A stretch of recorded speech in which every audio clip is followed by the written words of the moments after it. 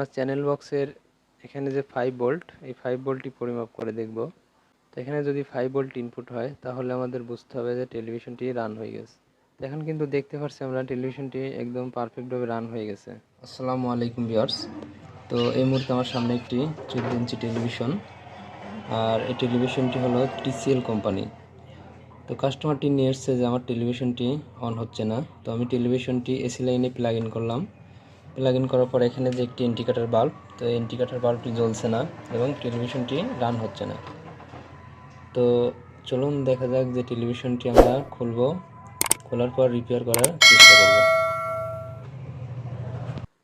তো আমরা টেলিভিশনটি খুলেছি, খোলার পর এখানে আমরা সার্কিট বোর্ডটি আমরা ওপেন করে নিয়েছি।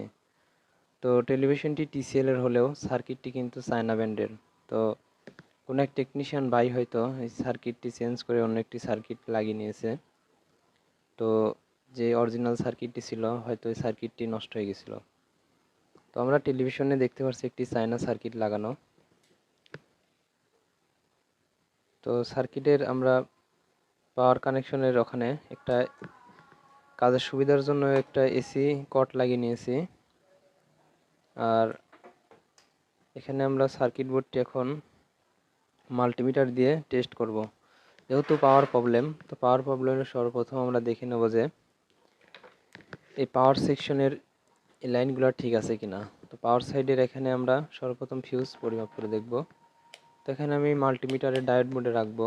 ডায়োড মোডে রাখার পরে আমরা ফিউজটি চেক দেব। তো অনেক ক্ষেত্রে দেখা যায় যে যেগুলো হচ্ছে পাওয়ার সাইড প্রবলেম সেইগুলোতেই কিন্তু বেশিরভাগ ইন্ডিকেটার শো হয় না, অর্থাৎ আউটপুটের ভোল্টেজ কিন্তু না ঢুকলে আপনার টেলিভিশনটি রান হয় না। তো সর্বপ্রথম আমরা এখানে এই সার্কিটের অপোজিট পাশে যে এখানে একটি ফিউজ দেখতে পাচ্ছি, তো আমরা এই ফিউজটি পরিমাপ করব।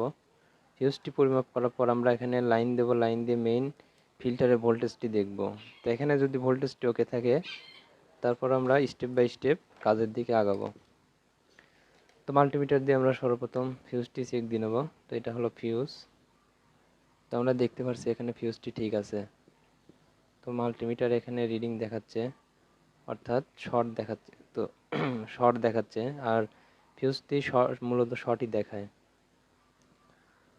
তো ফিউজটি ঠিক আছে। তো এখন আমরা পাওয়ার কেবলটি এসি লাইনের সাথে প্লাগ ইন করব। প্লাগ ইন করার পর আমরা আউটপুটের ভোল্টেজ দেখব এবং পাওয়ার সাইডের ভোল্টেজটি পরিমাপ করে দেখব। তো আমরা মাল্টিমিটারটি ভোল্টেজ মোডে রাখলাম। এখন আমরা পাওয়ার কেবলটি ইনপুট করে দিয়েছি। ইনপুট করে দেওয়ার পর আমরা এখন এখানে মেইন ক্যাপাসিটারে আমরা ভোল্টেজটি দেখব। তো এখানে কত ভোল্টেজ, তো আমরা এখানে দেখতে পাচ্ছি 280 79 এরকম ভোল্টেজ রয়েছে। তো মাল্টিমিটারে ফলো করলে দেখতে পাবেন 280 থেকে 79 ভোল্টেজ দেখাচ্ছে। তো ভোল্টেজটি এখানে ঠিক আছে। তো আউটপুটের ভোল্টেজটি আমরা পরিমাপ করব। তো আউটপুটে কোনো ভোল্টেজ দেখতে পাচ্ছি না, আমরা এখানে কোনো ভোল্টেজ নাই। তো আমরা এসি লাইনটি বোর্ড থেকে খুলে দিয়েছি। খুলে দেওয়ার পর আমরা এখন আর এই সিআরটি টেলিভিশন হোক আর এলইডি টেলিভিশনই হোক, এই সার্কিটগুলো রিপেয়ার করার সময় পাওয়ার সাইডে কিন্তু যে ক্যাপাসিটারটি থাকে মেইন, এই ক্যাপাসিটারে যদি আউটপুট ভোল্টেজ বের না হয় তাহলে এখানে ভোল্টেজ জমা থাকে। তো আমরা এখানে দেখব ভোল্টেজটি আছে কিনা। তো এখানে আমরা দেখতে পাচ্ছি 4 ভোল্ট আছে। তার মানে পাওয়ার সাইডটা কিন্তু দেখা যাচ্ছে যে পাওয়ার সাইডে কোনো প্রবলেম না থাকার সম্ভাবনা বেশি। তো আমরা আউটপুটের শর্ট পরিমাপ করব। তো আবার আমরা চলে যাব ডায়োড রেঞ্জে।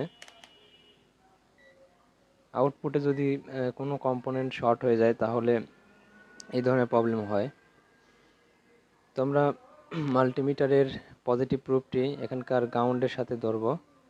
ধরার পর আমাদের এখানে সপার থেকে যে 4টি ডায়োড আছে, তো 4টি ডায়োডে আমরা এখানে নেগেটিভ ধরবো। ধরার পর এখানে মাল্টিমিটারে দেখব যে যদি শর্ট থাকে তাহলে 0 0 রিডিং দেখাবে। তো আমরা এটা নেগেটিভের সাথে ধরলাম। ধরার পর সর্বপ্রথম আমরা সেরে পজিটিভে ধরলাম। তো ধরার পর দেখতে পাচ্ছি আমরা এখানে এখানে কিন্তু শর্ট দেখাচ্ছে। তো 0 0 21, তার মানে এখানে শর্ট আছে। তো আমরা রেজিস্ট্যান্সের এই পাশে যদি দেখি তো এখানে কিন্তু শর্ট দেখাচ্ছে। তো আমরা এখান থেকে এই রেজিস্ট্যান্সটি ওপেন করব, রেজিস্ট্যান্সটা ওপেন করে দেখব, শর্টটা পরিমাপ করব। তো আমরা সার্কিটটি অপর পাশ ঘুরিয়ে নিয়েছি, নেওয়ার পর আমরা এই যে রেজিস্ট্যান্সটি খুলব, এই রেজিস্ট্যান্সটি হলো এই যে এই রেজিস্ট্যান্সটি। তো আমরা রেজিস্ট্যান্সের ওখানে যে একটি ক্যাপাসিটার দেখতে পাচ্ছি, তো ক্যাপাসিটারটি দেখতে পাচ্ছি হালকা এখানে ফুলে গেছে। তো আমরা এখানে দেখতে পাচ্ছি ক্যাপাসিটারটি হালকা ফুলে গেছে। তো আমরা রেজিস্ট্যান্সটি ওপেন করে শর্টটি পরিমাপ করে দেখব। মেইন 160 ভোল্ট ক্যাপাসিটারের থেকে এই রেজিস্ট্যান্সটি আছে, ওই রেজিস্ট্যান্সটি খুলে নিলাম। খুলে নেওয়ার পরে এখন আমরা আবারও শর্ট পরিমাপ করে দেখব। তো আমরা মাল্টিমিটারটি ডায়োড মোডে রেখেছি, রাখার পর আমরা এখন শর্টটি পরিমাপ করব,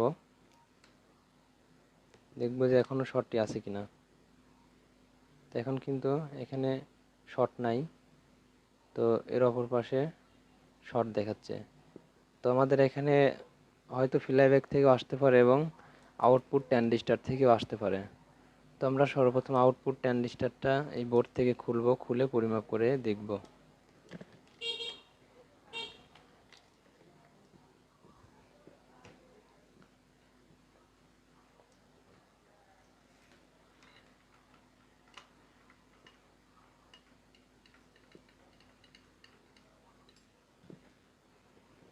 তো আমরা হিটসিন থেকে নাটটি খুলে নিয়েছি, খুলে নেওয়ার পর এখন আমরা সাকারের মাধ্যমে এই ট্রানজিস্টরের জ্বালাইটি খুলে নেব।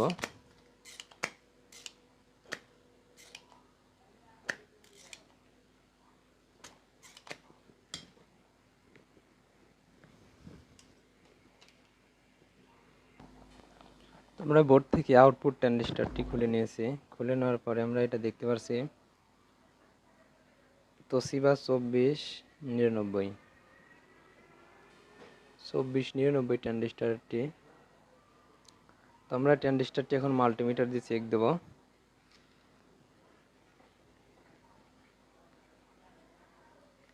তো আমরা মাল্টিমিটারে ডায়োড মোডে রেখে ট্রানজিস্টরটি পরিমাপ করে দেখব। তো যদি শর্ট হয়ে যায় তাহলে 00 রিডিং দেখাবে। তো পাশে কিন্তু শর্ট দেখাচ্ছে।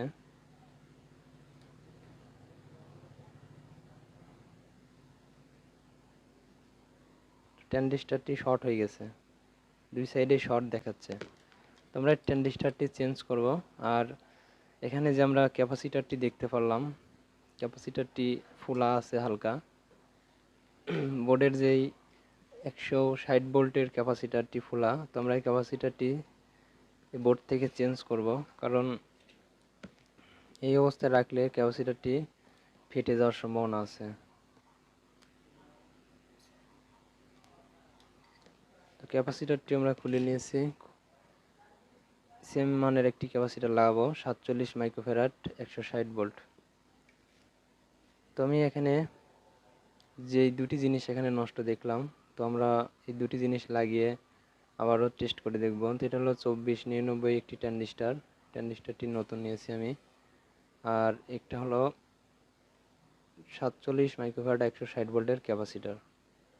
তো চলুন আমরা এই দুটি জিনিস এই বোর্ডে লাগাই, লাগানোর পরে আমরা যে প্রবলেমটি ছিল প্রবলেমটি আমরা আউটপুট ট্রানজিস্টরটি লাগিয়ে নেব সর্বপ্রথম।